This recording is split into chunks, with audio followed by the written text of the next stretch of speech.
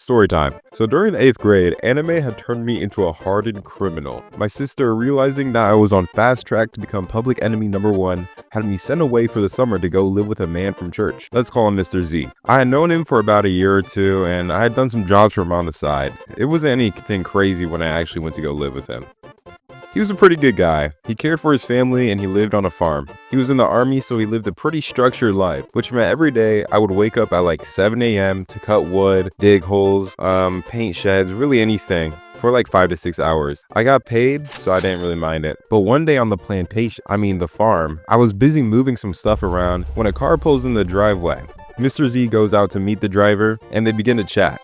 A couple minutes later, he calls me over. There's a man from my church who's standing next to the trunk of his car. Guess what's in here? I thought it was a present for like all my hard work, so I started getting excited. Mr. Z was really into swords at the time, so I thought maybe he had gotten me a sword for all my hard work. Is it a sword? Nope. With that, he opens the trunk, revealing a raccoon, trapped in a cage. Finally caught this guy going through our trash. I know you guys will make use of him. Now I'm confused, but I'm also bored from doing nothing the whole day, so I help Mr. Z pick up the cage and we move to the backyard. Mr. Z goes to say goodbye to the stranger and I'm just left with the raccoon. Do you know what they're gonna do to me? I don't know, man, but we'll probably just free you. Mr. Z's a pretty chill guy. Mr. Z comes back and I'm getting ready to like go release a raccoon in the woods or something, but Mr. Z gives me the weirdest look, and I kid you not, he says, "This guy will make some good meat."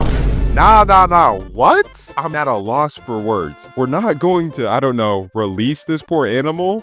He probably has like a raccoon family or something waiting for him at home. No, a friend of mine will probably eat the meat. Excuse me? So like any child would, I gave up a quick prayer for our little raccoon friend and we went on our way. So what are we gonna do? I got a good idea. Mr. Z goes inside and he walks out with a gas trap. We're gonna gas him. Oh, thank the Lord, Mr. Z. I really thought we would just end its life quickly, but gassing really is a good idea. So he places the gas trap in the cage, and at this point, all hell breaks loose. The gas mine goes off, and the raccoon starts to go feral, biting at the cage, screaming, and trying to do anything it can to get away from the gas. While we're busy watching this animal gracefully leave the mortal coil, a pretty big cloud of smoke has started to form around the cage. All of a sudden, the wind comes in and pushes the cloud of smoke onto me and Mr. Z. Don't forget, this smoke is still gas. So as we're trying to get out of the warpath of the gas, Mr. Z shouts, "Go grab the blue tarp!" I grab the tarp and quickly throw it onto the cage, with an angry raccoon still inside. The smoke starts to disperse and we both breathe a sigh of relief. Then, the tarp catches on fire. Mr. Z sprints inside to grab the fire extinguisher,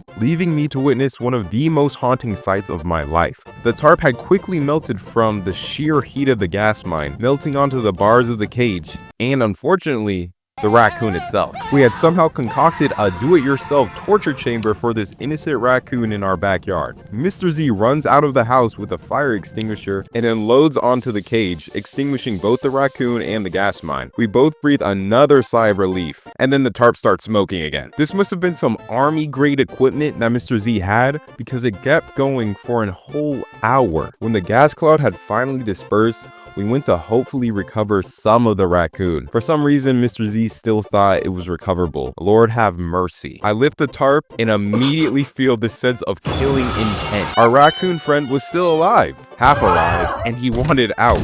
Probably so he could return the flavor. The favor. Anyways, this half-burnt raccoon is still alive, and it's not too happy to see us. Mr. Z had had enough. It was either we kill this thing, or give it enough time to eventually escape and kill us. Mr. Z runs in the shed and comes back out packing heat. He was actually about to slide on this poor raccoon that probably was trying to get food for its family when it got caught. Mr. Z takes aim. Bang, bang, bang. 3 shots into the cage. If this raccoon is still alive, it deserves a medal. The gun smoke clears and it's still alive. Somehow, the raccoon had taken one of the bullets and was still thugging. At this point, Mr. Z was done. So he kneels down, lines up, and executes the poor raccoon. But we're not done yet. Don't forget, the whole reason we were doing this was to harvest the meat, which, okay, that sounds horrible. Mr. Z walks back into the barn, and at this point, I'm expecting him to walk out with an electric chair. But nah, this dude walks out carrying an axe. I won't go into vivid detail what happens next, but let's just say he came out ahead. The raccoon really had a weight taken off its shoulders. That's about it. Mr. Z, he's actually a pretty cool guy, and he had some pretty good intentions from the beginning. Things just got out of control really quickly. I wish I could say I exaggerated in this story, but all of that actually happened. Rest in peace, Raccoon. All right, thanks.